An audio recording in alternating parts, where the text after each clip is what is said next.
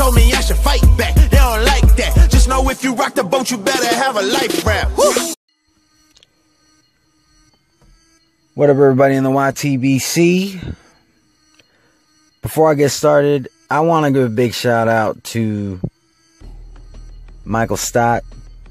He's put in a lot of work, and if you are not subscribed to him, I suggest that you go ahead and subscribe to him. If you are into boxing talk, that dude talks straight up boxing, and you should be subscribed to him.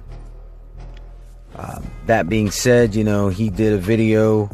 I think he sent me an invite to the hangout, but I wasn't available at the time. But it's about the welterweight division, and that's not really what I want to talk about, but there's a couple things that he touched on that I will be bringing up in this video.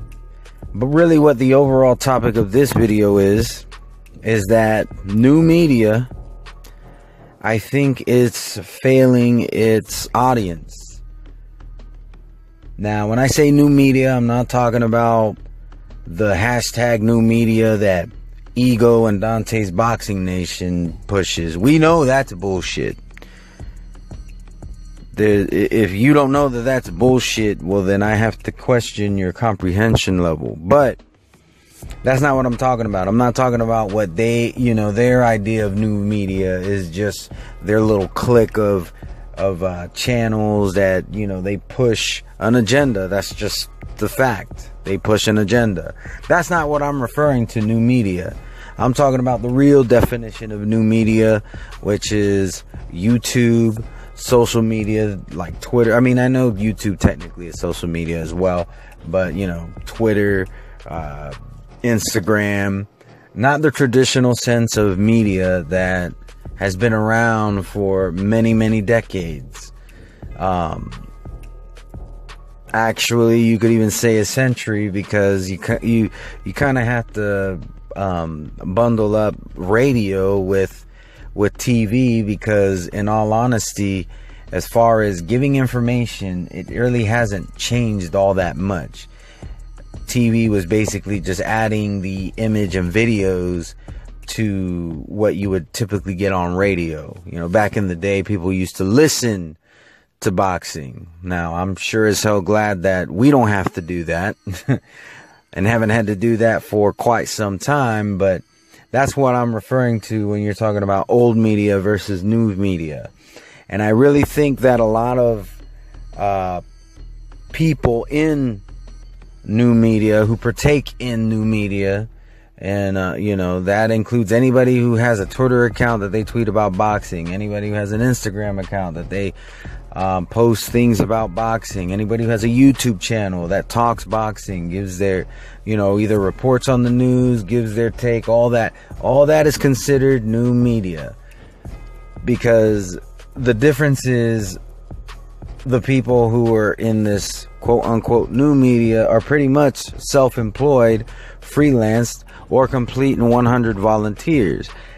I fall under 100% complete volunteer, because I have not been paid a single motherfucking dime since I started this channel, and that's fine. I have no problems with that. But there are people who do make money, so they're basically self-employed, you know. So, or you can call it freelancing, whatever you want to call it. But in actuality, we all are doing not a whole lot different from what you're going to get on, you know, ESPN, Fox Sports, you know, just to name a couple different outlets. Except what we do should be from a place of 100 and complete honesty, because we're not corporations, you know. ESPN is owned by Disney, for instance. You know, so of course there's going to be certain biases there. Same thing with Fox Sports, that will probably be owned by Disney at some point.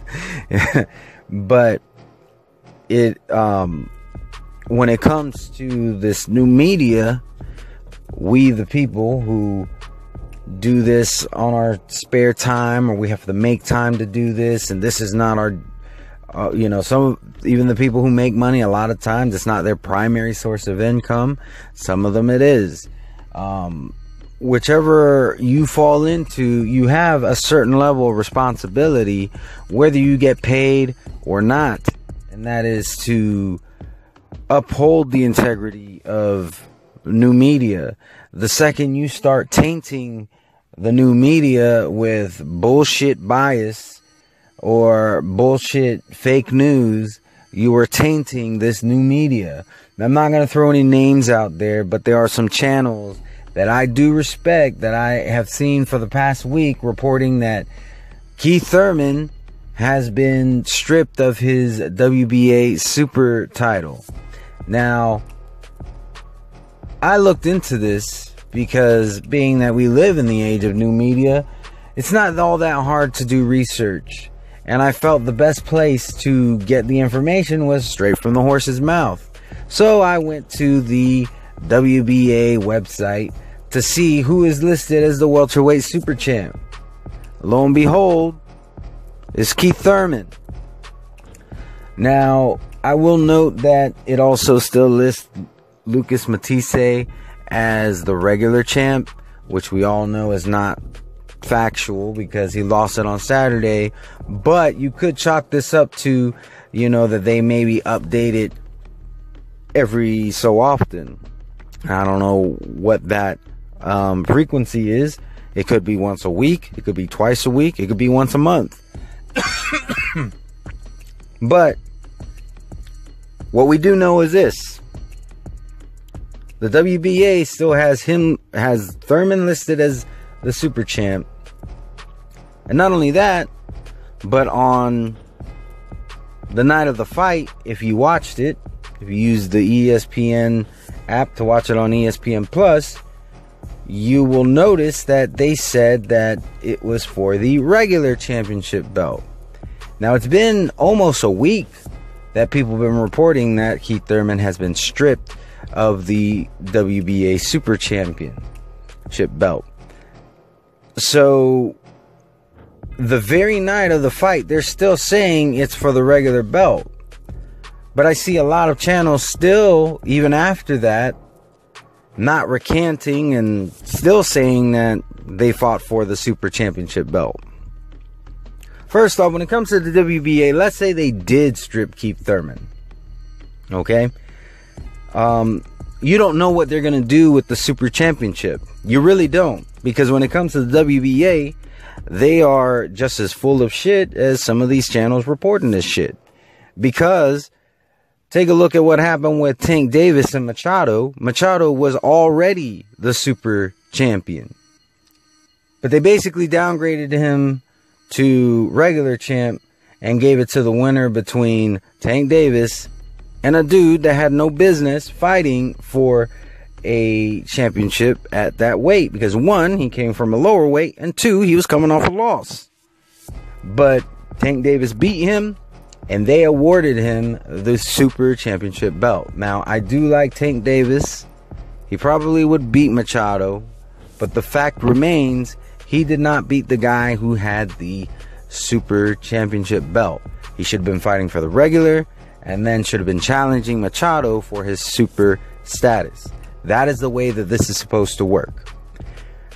Because even though I'm a Tank Davis fan, I'm not going to overlook what is right and what is wrong. That is the way that new media is supposed to work. But anyways, back to what I was saying. I have not been able to find anything from the WBA saying that Keith Thurman has been stripped or has vacated his Super Championship belt. I haven't seen anything saying that the winner between Matisse and Pacquiao, and we know that Pacquiao won, would be elevated to the WBA Super Championship belt. Now, if you were going to speculate that Keith Thurman will probably get stripped and that you think that Manny Pacquiao will then be elevated to Super Champion, then that would be reasonable. It would definitely be reasonable given the marquee value that Manny Pacquiao has and the fact that Keith Thurman has been active for over a year. So I would not have a problem with that. But when you're blatantly coming out and saying Keith Thurman has been stripped of the WBA Super Championship belt, I have to question your integrity. I have to question whether or not you are just a Keith Thurman hater. Channels like yours that report this kind of news is the reason why channels like Zone 6 comes out and talks about all the haters that Keith Thurman has. Okay? Now I want to touch a little bit on the Manny Pacquiao fight. Like I said, I think that Michael Stott did a very good hangout talking about, how people are discrediting Manny Pacquiao and what's next for him and Crawford, being that they're being listed number 1 and 2 in the welterweight division. I think he did a really good job of covering that. One thing that I want to say is, it's all right to speculate that you think it was rigged, if you think it was questionable, but there are people who are outright saying that they know for a fact that it was rigged. The funny thing is, these very same people, when you bring up the Wilder versus Malik Scott fight, they'll call you a hater if you say that you think, if you don't even say that it was rigged, you just say that you think it was. They will jump down your throat, chew your head off. And I think that's really just not called for. If you can speculate, others can as well. That's the way that works. And the last thing, it's funny how a lot of these channels, they will point out the fact, they're trying to, push this. And don't tell me they're not pushing an agenda, because I have proof right now. You have all these channels who will say Joshua's not known in the States. Look, when he was at that basketball game, they called him Anthony Johnson. Now, first off, that was on a NBA telecast. A lot of the people in the NBA and a lot of the sportscasters in the NBA don't know shit about boxing. Let's be real. They are casual fans at best, usually. Not always, but usually. All right? The fact that they didn't know Anthony Joshua's last name really is not a ding toward Joshua. That's a ding toward them. They're the ones who need to be knowing what they're talking about. And you, being new media, need to be willing to hold them accountable for that shit. But instead, you want to go ahead and run away with it. But it's funny how you will run away with the bullshit that a casual boxing, more than likely casual, they have casual knowledge on boxing, but their expertise is on basketball. You will take what they say and run away with it. But you completely ignore the fact that the whole night of the Matisse Pacquiao fight, you ignored the fact that they said this was for the regular title. Now, these are sportscasters who are commentating on a boxing match. ESPN has specifically hired these people to commentate on boxing. And you're going to ignore what they say, but you're going to run away with what an NBA sportscaster has to say about a boxer's name. I'm sorry, but you're full of shit.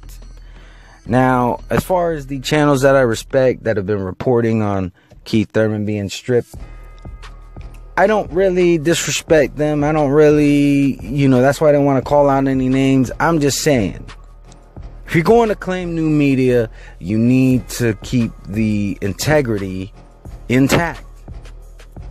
Because every time that you say new media while spitting out some nonsense, you are degrading new media. You are bringing new media down, and the old media will continue to thrive because they are being more integral than we are when we're doing that. But anyways, y'all let me know what your thoughts are. To all my subscribers, anybody who watches my videos, or if you just so happen to stump on this video, hope you have a wonderful and blessed day. Peace. Undefeated.